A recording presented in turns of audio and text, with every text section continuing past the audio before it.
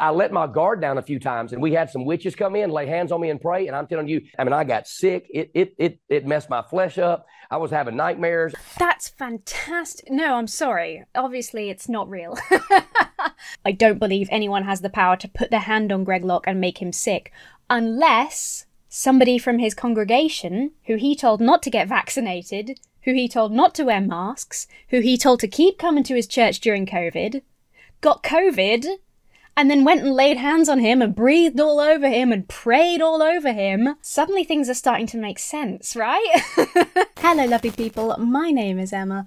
Welcome back to my channel, welcome if you are new. Today we are going to be talking about the witches plaguing Pastor Greg Locke, and then a little about actual Wiccans and the people that folks like Greg are giving a bad name. If you're not familiar with Greg Locke, let's start with Greg.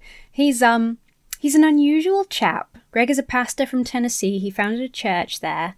He rose to fame posting controversial content online, which is always a big plus. One of Greg's big controversies that you might be familiar with was he kept his church open during COVID, and he spoke a lot about the pandemic being fake news. You might have seen him furiously asking people to leave his church if they were wearing masks. You weren't allowed to be in his church with a mask on. He also discouraged his congregation from getting the vaccines. He was also present. Greg Locke, man, what a chap. He's a newsworthy fella recently, honestly. He was present on January 6th at the Capitol riots. He encouraged his followers to travel to Washington.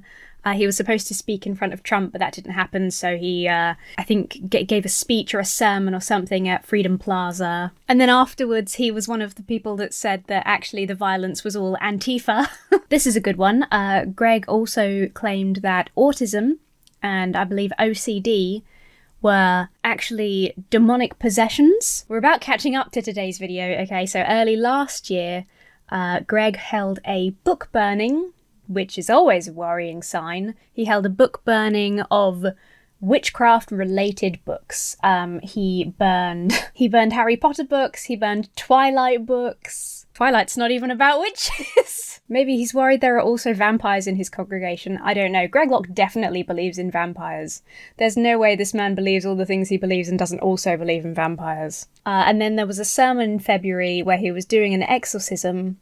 He performed an exorcism, so he claims, and he found a number of witches and threatened to expose them. Since then, he has been on an anti-witch tirade. It's unclear to me. I can't decide, because he has an interesting history, Greg, and I can see, especially the way he perceives any kind of neurodivergence, or that came out kind of Australian, neurodivergence or mental health issue, everything like that he kind of perceives as demonic, something of the devil. So part of me, the sympathetic part of me, wonders, Greg Locke genuinely does believe that he is being attacked left, right and centre by witches and witchcraft. Perhaps the book burning, he thinks, is what incited it, and now he is genuinely plagued and frustrated and afraid and feels attacked by some demonic entities. Or he's a grifter who rose to fame through posting controversial content on the internet and is repeatedly doing the things that work to get clicks. It's really hard to say. You can't tell what's in somebody else's head. My instinct is to be sympathetic to his fears, but at the same time, we need to talk about what the heck he's saying and who he's saying it about, because most of the time when we talk about witchcraft, when witch trials are a discussion, when somebody's being plagued by witches, and it's especially when it's this kind of person with very hard right-leaning views, it tends to boil down to a hatred of women. And it tends to impact women the most. Very rarely will one of the exposed witches be a man. So that's worth talking about as well, I think. Before we dive into Greg Locke and all his silliness, I'm very pleased to tell you that today's video is sponsored by Magic Spoon. Magic Spoon is a high-quality, high-protein, zero-sugar breakfast cereal that I personally am a big fan of. Magic Spoon is basically a way to have the fun, full-flavoured cereal that you remember from childhood, but without overdosing on sugar. It's also fab if you have dietary requirements. It's wheat-free, it's gluten-free, it's keto-friendly. There's no artificial colours or sweeteners, and yet it is so... I wish there was a way for me to share this with you over the internet, but until we get smell and or taste-o-vision, I'm just gonna have to describe it to you. It's really, really tasty. My personal favourite, at least right now, is peanut butter, because I love peanut butter. Magic Spoon is one of those ones where you open the packet and the smell just, wafts into your face. Wafts into your face? What a weird thing to say about a smell. I'm a real snacky bean. I'm kind of a grazer. I prefer to eat little and often rather than like huge meal, long gap, huge meal, and Magic Spoon is really great for that. I had a video chat with my mum yesterday and I told her I have Magic Spoon and she was like, "Can I have some when I come and visit?" I said no. Obviously I'm joking. I will allow my mum a portion of my Magic Spoon. Click the link down below to get a variety pack to try today. You get 4 flavours. You get cocoa, fruity, frosted, and peanut butter. I really go through phases on my favourite. Like, I just had peanut butter like half an hour ago, and I love it. And now I'm thinking, quite fancy a bowl of frosted. Magic Spoon cereals have 0 grams of sugar, 13 to 14 grams of protein, and 4 to 5 net grams of carbs in each serving. Only 140 calories per serving. They are, as I said, keto-friendly, gluten-free, grain-free, and soy-free. Use the promo code Thorne to get $5 off your order at checkout, or you can go to magicspoon.com/Thorne. One of the best things about Magic Spoon, apart from the deliciousness, is they have a 100% happiness guarantee, so if you don't like it for any reason, you can get your money back. No questions asked. So do click that link down below or scan the QR code on screen, enter code Thorne at checkout, or go to magicspoon.com/Thorne, get that $5 off, upgrade your cereal experience. Thank you so much for listening, and thank you to Magic Spoon for sponsoring this video. So this is Greg. This is from Hemmet, the Friendly Atheist. These are some clips from... I'm sorry, I got absolutely distracted by that lectern. Isn't it beautiful? There's something kind of almost pagan about having like tree branch. I just thought that was absolutely distracted me. I thought that was really interesting. This is Greg talking about the witches in his church and threatening to expose them. So let's just see. We got first and last names of 6 witches that are in our church. And you know what's strange? 3 of you are in this room right now.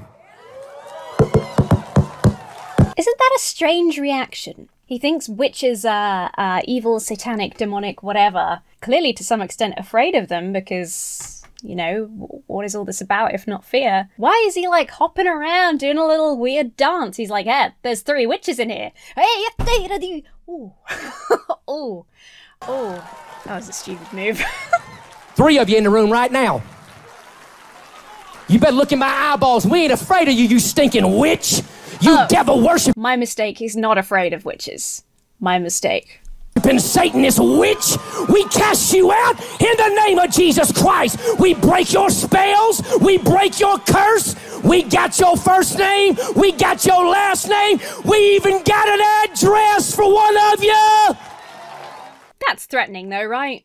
That is threatening. How terrifying would that be to be a member of this congregation, to share in Greg's beliefs that witches are demonic and evil, and then it turns out it's your address. He's got your full name and your address, and he's threatening to expose it. You'd be like, that would be terrifying. Much is cough wrong, and I'll expose you in front of everybody in this tent, you stinking witch. You were sent to this church to destroy us. You were sent to this church to lure us in. You were sent to this church to cast spell. Listen, some of you been sick because you befriended that witch. Oh, I wonder if part of this is no, COVID was fake.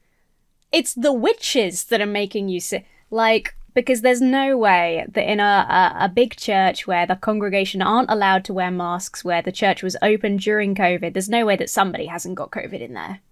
So witches is kind of a convenient cover. 2 of you in my wife's ladies' Bible study, and you know who you are, and we gonna ask you to get out, or I'll expose you in front of everybody. I just don't believe him. I don't, or it's not that I don't believe him.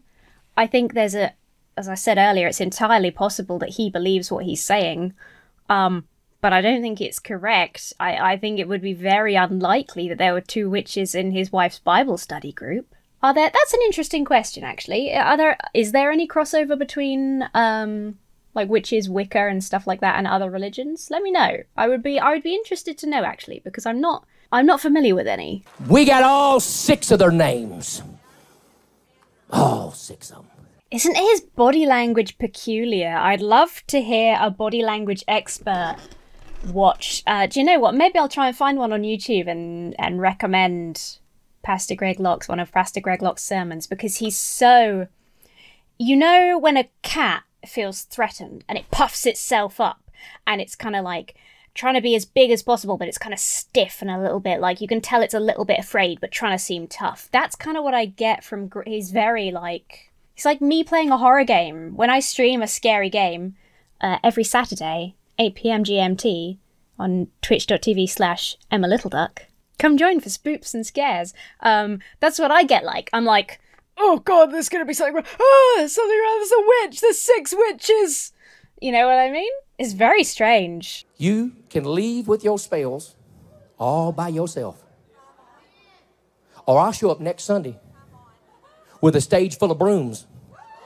And I'll give you one and I'll fly your tail up out of this place in the name of Jesus, but we ain't playing your spell casting, witchcraft, nonsense, sage burning games. I need to look this up to double check. I thought burning sage was to protect from demonic entities.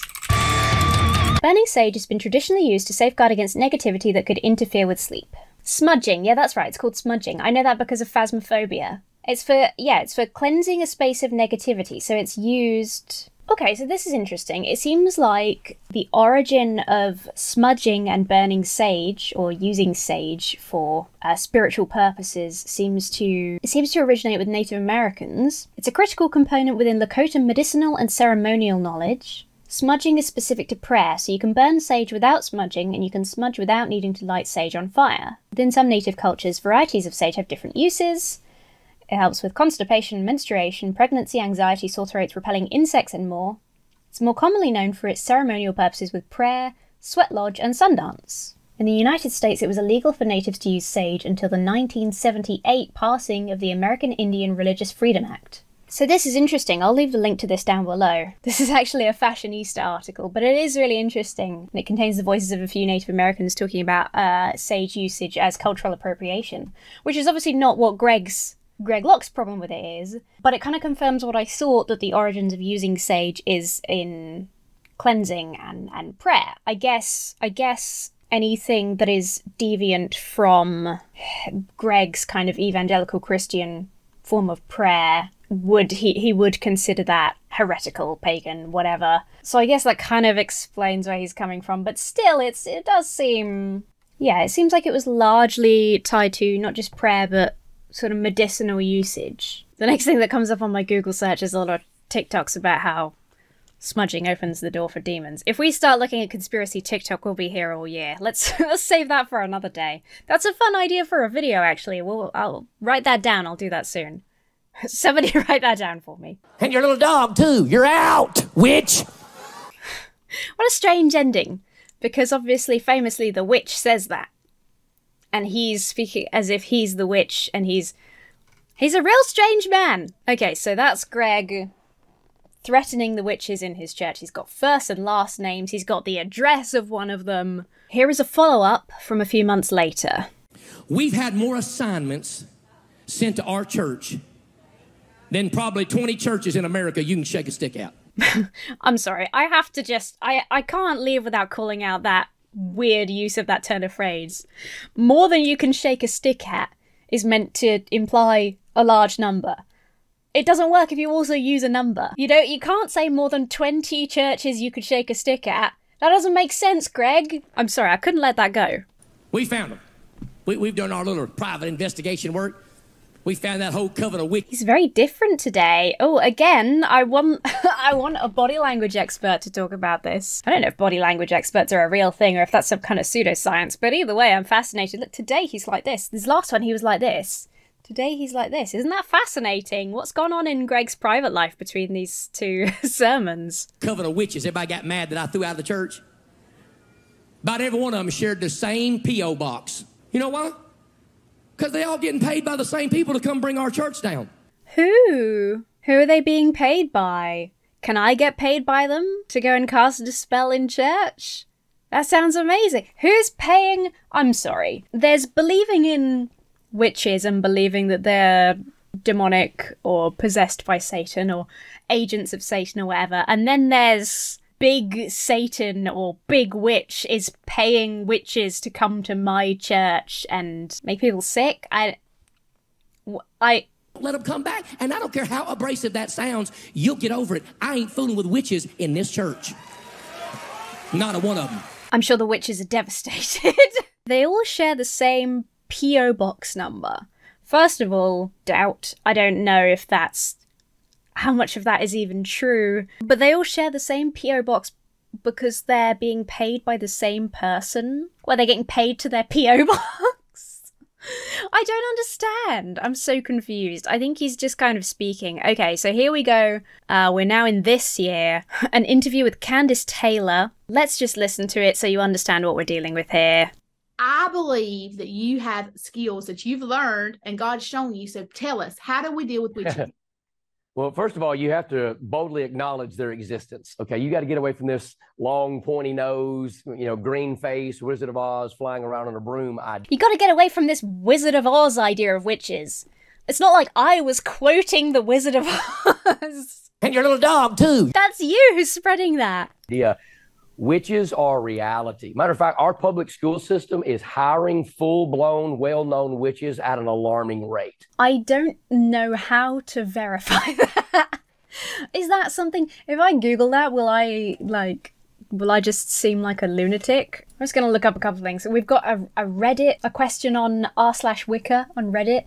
Are there any witches who are school teachers? There's a couple of people who said that they were witches while they were teaching or Wiccan, like 5 years ago, 10 years ago. The rest of the results are just about witch trials and teaching witch trials and religious conspiracies that witches are everywhere. So I don't know where Greg has gotten this information from. I suspect he's just sort of making it up, or he has been convinced of this by his own mind. Potentially he believes that God has convinced him of this and therefore it's true. I don't know. I can't imagine if it's anything like the struggle with, hiring teachers in the UK because they're overworked and underpaid. My mum was a teacher, not a witch, but I don't remember, from her being in school and thing, I don't remember any witches there. But yeah, if it's as hard to recruit teachers at the moment in the US as it is in the UK, which I think I have heard, correct me if I'm wrong, but I think I've heard similar things. I can't imagine part of the interview process is, and are you a witch? Because we're really looking to get as many witches into the education service as possible. I think Greg might be talking shit, to be honest. But there are huge, massive, thousands of people in these witches' covens. Now, here's what's interesting. All right, hold on. Back to Google. There are thousands of people in these witches' covens. Now, I'll tell you what, if that turns out to be true, I'll be quite pleased. Because whenever we talk about the smaller offshoots and, the lesser known religions, anything outside of the major ones that are, I don't want to, trying to figure out a way to say this that doesn't sound condescending, but more gentle in the sense that it's not fire and brimstone, you're going to hell forever, or you aren't, the religions that are a bit more about yourself and about nature and as far as I'm aware, as far as I can recall, there's a fair amount of crossover between things like Wicca and atheistic Satanism in terms of sort of personal rituals and things like that. I would love there to be more of those people. If it turns out there are covens of thousands of witches, I think that would be cool, especially in America where this kind of, guns and Jesus kind of fire and brimstone, conspiracy theory-led kind of preacher is so prevalent. I think it would be great if more of that population was into less harmful spiritual practices. I just don't think it's true, though. This is a lovely article with some beautiful photos of modern-day witches in America. This person photographed over 70 individuals from all across the country. Oh, there's a cat in that photo. I'm definitely showing this article because these photos are really beautiful. Some of the witches pictured have day jobs that have nothing to do with their magical practices. One is a surgical technician, another's a librarian, another a filmmaker. No teachers, interestingly. Okay, let's leave that for now, but that is really nice. I'll leave that so you can have a look. Just looking on meetup.com, which is not a useful kind of demographic overview, but it gives us an idea of people who are looking for meetups, people who are looking for groups. The LA Pagan and Witches Network has over 4,000 community members. Salt Lake Witches has over 3,000. Pagans of Portlandia has over 3,000. These are the biggest ones. So I guess it makes sense that Greg could have looked this sort of thing up and thought this is a coven. I think this is more of a network of people who maybe some of them do refer to those as covens, but as far as I can tell, and again, if you're from one of these areas, if you participate in these groups, then do correct me. But this seems like it's for people who identify as Wicca, pagan, witches, anything within that kind of spiritual area to meet up and discuss. More than just witches or just Wiccans, and it might be people who wouldn't consider it a coven, wouldn't kind of commit to that. There might be people, this is the internet, so there might be people who signed up because they're interested, but they aren't really committed, they wouldn't consider themselves a witch, and those are the biggest ones in the USA on Meetup. So I can understand if Greg had looked at this sort of thing and therefore come to the conclusion there are covens of thousands of witches. I still think that's at best an exaggeration, let's say. Like a witch, so I could infiltrate a witch's coven and pretend to be one of them. But witches dress up like Christians and come to churches all the time. How do you dress up like a Christian? Oh wait, never mind. I already know. A standing announcement every single Sunday night. I did it just last night. God did not tell you to lay hands on me and pray over me.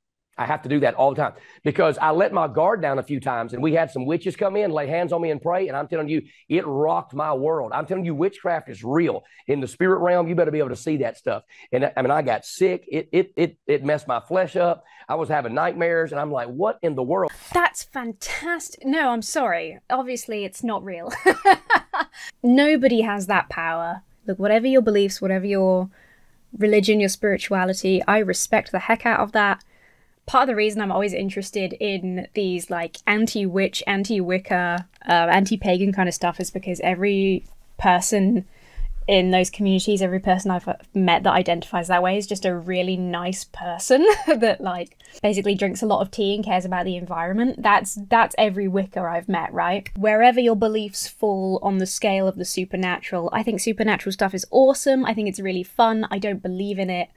I don't believe anyone has the power to put their hand on Greg Locke and make him sick, unless somebody from his congregation, who he told not to get vaccinated, who he told not to wear masks, who he told to keep coming to his church during COVID, got COVID, and then went and laid hands on him and breathed all over him and prayed all over him. Suddenly things are starting to make sense, right? No, it was the witches. The witches, they cast magic on their hands and then they put their hands on him and made him sick. Look, honestly, if I was a witch, if I believed in, or even if I wasn't a witch but I believed that this power existed, I'd be tempted to say, you know, if anyone deserves having a little spell put on them, if anyone needs to be removed from the public space, it's Greg Locke. He's a dangerous and strange man. You know, you get what I'm saying. Obviously, I don't think he deserves to be seriously ill, especially, here's the main thing about Greg Locke, especially when they're the sort of person that will get really ill and then keep going to church and shaking hands with people and make everybody else sick. There's that. So he really seems to think that witches are specifically targeting him, infiltrating is the word he used. They're infiltrating his church in disguise as Christians so that they can cast spells. I wonder what messing his flesh up means. What does it mean to mess up somebody's flesh? Like, it sounds like he, like, turned into a zombie, like his arms were falling off or something. Like, I cannot begin to explain what a strange, strange little man Greg Locke is. He really is totally out there. But he has a big congregation. He has a huge online following. It's crazy to me that so many people trust in his word. Greg just says things. There are covens of thousands of witches. The American school system is hiring witches at an alarming rate. He just says these things and people are like, oh my god, that's terrible. Nobody's like, hey champ, how do you know that? Where has that information come from? Surely, if it's down to, if it's all secret conspiracy stuff, the witches and so on, the people hiring the witch, why the school system is hiring witches in the first place is a big question. Is there like a demon in charge of the school system? Surely it would be secret from Greg as well. Of course, he's got his private investigation team, and I don't know what that means. People who are able to look up a P.O. box, I guess. Like, the man's bizarre. So let's just touch a little bit on modern witchcraft, because I'd like to know the reality. This is an interesting one for my American viewers. Wicca, an alternative minority religion whose adherents, regardless of gender, called themselves witches, began in the UK in the 1940s. They base their practices on pre-Christian religions and cultures. Ever since Wicca arrived in the United States in the 1960s, it's been growing. It's estimated, okay, this is 1 point for Greg, there could be around 1.5 million witches in the US. Not all witches consider themselves Wiccans. Based on most recent survey data, approximately 800,000 Americans are Wiccans. Adherents refer to themselves as practitioners, not believers. That's interesting too. A yearly cycle of rituals known as sabbats celebrate the beginning and height of each of the 4 seasons of the Northern Hemisphere. Each ritual encourages participants to celebrate the changes the seasons bring to nature and to reflect how those changes are mirrored in their own lives. Just, does any of that sound demonic to you? Wiccans have one overriding rule. Harm none and do as you will. They're definitely, the more I read about Wicca and witchcraft, the more overlap I see with Satanism. There really is. It's similar in a lot of ways. Most Wiccans practice alone and are free to develop their own unique practice. I think it's so interesting. This is just personal opinion, and I guess if stuff like paganism continues to grow, if these kind of practices continue to grow, then time will tell whether there is benefit. To me, I just instinctively feel, and just based on my knowledge of smaller religions versus mainstream religion, it's so interesting to me that so many people are interested in spiritual practices but not in institutionalized religion, or how many people consider themselves spiritual but not religious, especially young people. There's so much still, and it's something that is almost seems kind of inherent to human nature, how we pursue that, whether it's through scientific understanding or through spiritual practice. But there seems to be this desire for deeper self-understanding, deeper awareness of the world around us. But then tied with that is this kind of rejection of formal religious structures and hierarchy. And I think it's interesting that this is especially popular amongst women, and young women especially, with things like TikTok is all blowing up now. Having the goddess as a female face of spirituality, having some spiritual practice that makes them feel empowered. And I think, again, especially in the United States, that says a lot about the mainstream religions there and how disempowering those can make women feel. I just think it's fascinating. I think it's really interesting. If I was to guess, I would think it was beneficial the more people are still interested in spirituality and spiritual practice and that kind of self-reflective and reflecting on the world kind of beliefs and practices, but without the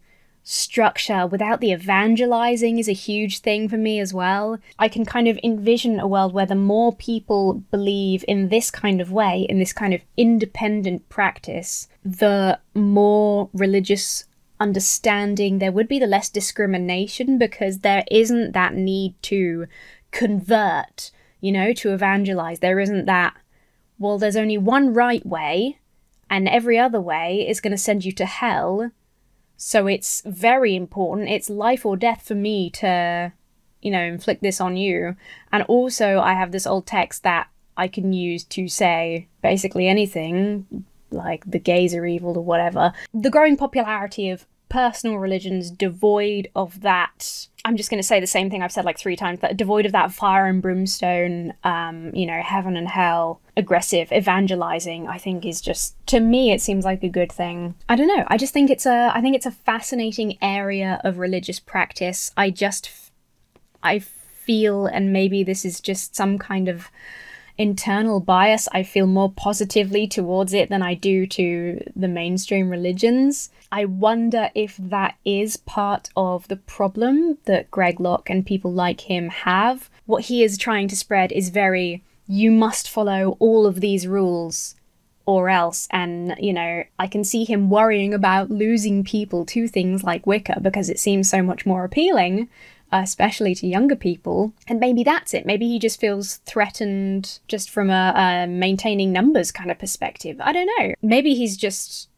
unwell. Maybe he's just a grifter and he's making this all up and it's just, you know, whatever he can say to promote his work. I don't know. It's really hard to know. It's really hard to know, but I think it's funny when you look at Wicca and Wiccan practices and, you know, the overriding rule of Wicca, which is do no harm. Then you look at Greg's imagined idea of witches, which is these evil, like, you know, almost spies, like Mission Impossibling their way into churches to lay hands on the good Christians and mess up their flesh. I don't know. It's interesting. Do let me know what you think, especially want to know what you think if you are Wicca or Christian, or both. I'd be very interested to know if there is any crossover between witches and other religions. I don't know if there is. I've never come across it, but if there is, I would be very interested in that. Let me know if you're a witch school teacher. So, as you may have seen in the background of this last video, one of the things that Greg is promoting is his documentary, Come Out in Jesus' Name. According to some websites that I have looked at, theatres broke out in mass healings and prayer and manifesting demons or whatever while the movie was on, so it's clearly very powerful. Speaking of which, stay tuned and make sure you subscribe if you haven't already. Coming up, we have a review of the Christian anti-mask movie 2025, which I'm really looking forward to, as well as lots of other fun stuff. Do consider checking out my behind the scenes channel if you'd like to see more vloggy lifestyle content. I open PO Box mail over there, stuff like that. It's a lot of fun. I really enjoy it.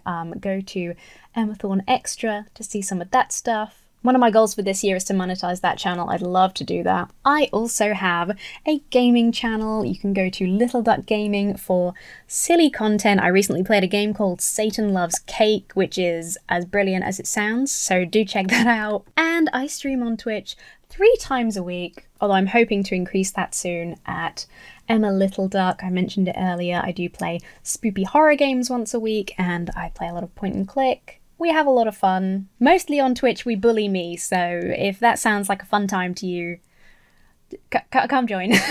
Before we go, I must give a big shout out and a thank you to my giant chickens and colossal quackers over on Patreon.